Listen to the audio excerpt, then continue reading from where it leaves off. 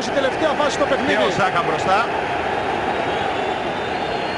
Μόνο Τζιμπρίλ Σισέ δεν βρίσκεται μέσα στην περιοχή από τους παίκτες του Παναθηναϊκού. Ο Καρνέζης και γκολ!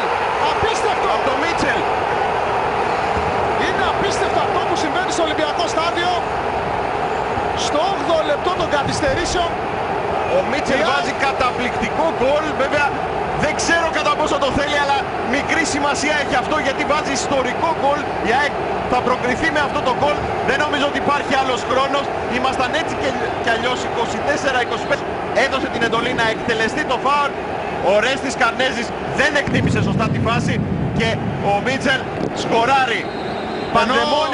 Πανδαιμόνιο μες στο γήπεδο. Ενώ ο Ζεσουάρντο Φερέιρα κινήθηκε προς τον διαιτητή, καθώς έδειχνε ότι κράτησε 10 λεπτά καθυστέρηση. Το γεγονός ότι έχασε καταφέρνει να πάρει την πρόκριση για τους 4 εκεί που θα βρει τον άλλο δικέφαλο του Βορρά. ΑΕΚ ΠΑΟΚ είναι το πρώτο ζευγάρι και βλέπω... Να παρακαμηθείτε και τώρα μπορείτε